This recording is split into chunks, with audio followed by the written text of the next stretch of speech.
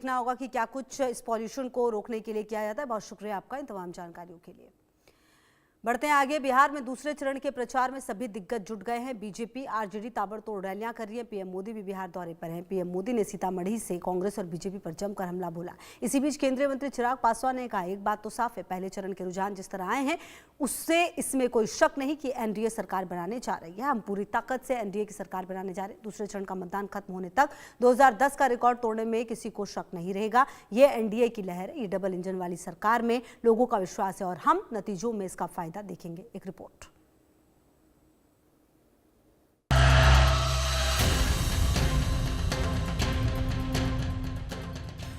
बिहार में पहले दौर की रिकॉर्ड वोटिंग हो चुकी है। तैयारी दूसरे दौर की है। पहले चरण में 64% से ज्यादा की वोटिंग ने सभी दलों की धड़कनें बढ़ा दी हैं। हालांकि वोटिंग के मामले में दावा किया जा रहा है कि महिलाएं सबसे ज्यादा आगे रहीं। इससे सत्ताधारी जेडीयू और बीजेपी उत्साहित है। एनडीए को महिलाओं का ये रुझान अपने पक्ष में जाता दिख रहा है। इसे लेकर दूसरे चरण की रैलियों में नेता ऐलान करते भी दिखे।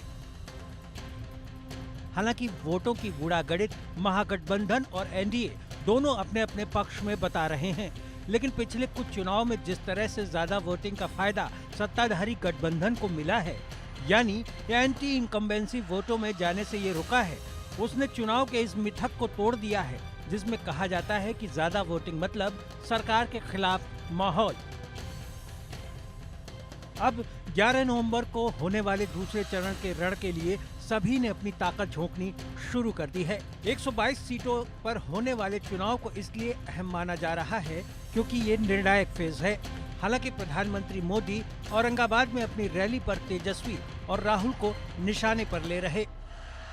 आपको एक बात हमेशा याद रखनी है, जंगल राज वालों के पास हर वो चीज है जो निवेश और नौकरी के लिए खतरा है। ये जंगल राज वालों का खतरा है। ये अभी से बच्चों तक को रंगदार बनाने की बातें कर रहे हैं, खुलेआम कर रहे हैं। ये लोग खुली घोषणा कर रहे हैं कि भैया की सरकार आएगी तो कट्टा, दूनाली, फिरौती, रंगदारी, यही सब चलेगा।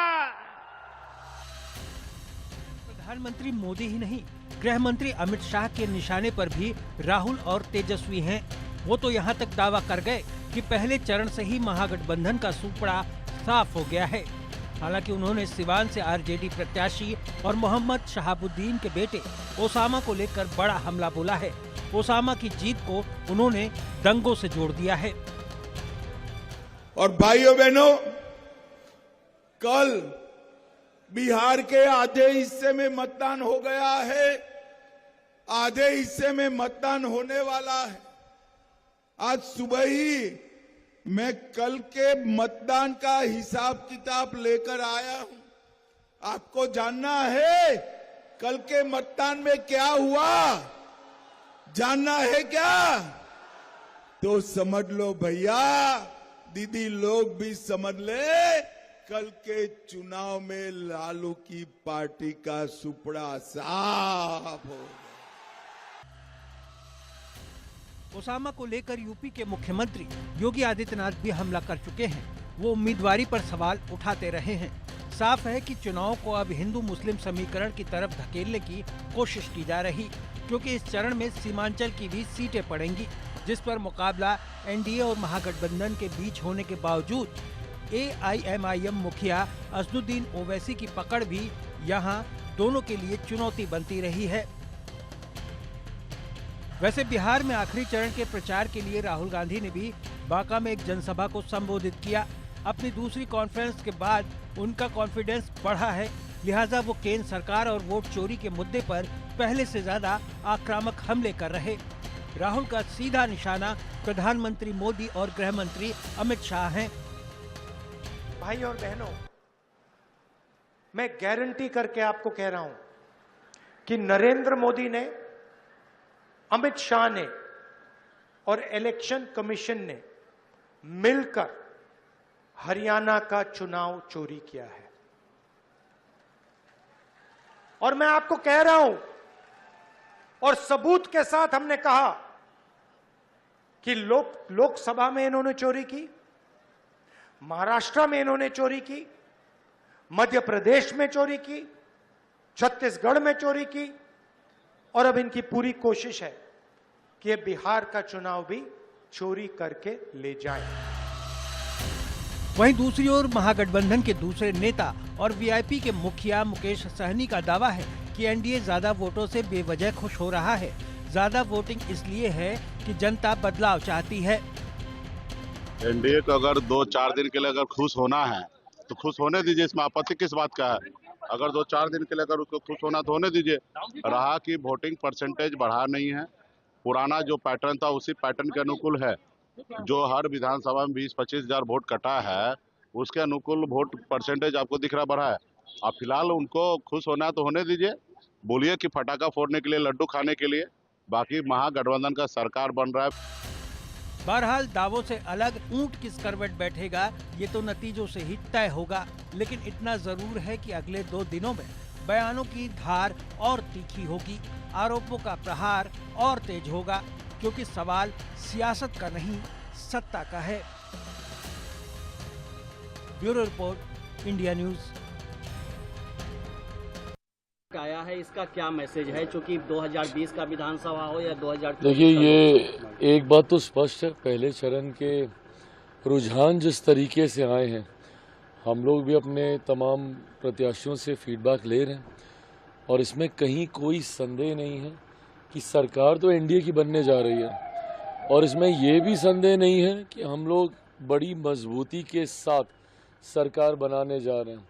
ऑलमोस्ट 175 के आसपास आज की तारीख में। और मैं ये भी मानता हूँ कि जैसे दूसरे चरण का मतदान संपन्न होगा तब तक अगर हम लोग 2010 वाला भी रिकॉर्ड अगर हम लोग तोड़ें तो उसमें भी किसी को ताज्जुब नहीं होगा। जिस तरीके से एक तरफा माहौल है और ख़ास तौर पर प्रधानमंत्री जी का निरंतरता में बिहार आना, उनकी इतनी सभाएं जिस तरीके से हो रही हैं, ये डबल इंजन की सरकार का विश्वास, एक मजबूत विश्वास बिहार की जनता में गहराया है और इसका लाभ हम लोगों को परिणामों में भी देखने को मिलेगा। क्या करेंगे प्रभु, अब एक के बाद एक इतनी हार वो देख चुके हैं तो उनको अनुभव है हारने का और इस अनुभव से वो ये मानते हैं कि पहले से ही बहाना तैयार करना ज़रूरी है। लास्ट मिनट अगर आप बहाना ढूंढते हैं तो बात बनती नहीं है। अब जैसे अब हरियाणा में ये लोग उतना तैयार नहीं थे तो एकदम से हार गए तो इनको पता नहीं चला कि ठीकरा किसके सर पे फोड़े। फिर इन्होंने शुरू किया कि अब भाई एसआईआर का मुद्दा उठाया जाए। चलिए, बड़े भाई है भाई, वो उन्हीं लोगों से मिल के ना वो भी कुछ भी बोल रहे हैं, बट ठीक है, वो बड़े भाई, उनका जवाब देना मेरे लिए जरूरी नहीं है। देखिए, एक बात बताएं, मैं गरीब का बेटा हूं, मेरे पास औकात नहीं थी कि मैं ग्रेजुएशन कर सकूं। वो अमीर के बेटा थे, वो तो पीएचडी भी कर सकते हैं। मैं गरीब से पैदा हुआ हूं और मैं आप सबको बता दूं ना कि एनडीए के सारे नेताओं को मैं 4 दिन के अंदर पागल घोषित कर दूंगा। इनका भाषा नहीं देख रहे हैं, रेत तो कार पे आ गए हैं खेसारी को बोलने के लिए। मैं इनको रेतोकार नहीं करूंगा क्योंकि मैं संस्कारिक बेटा हूं।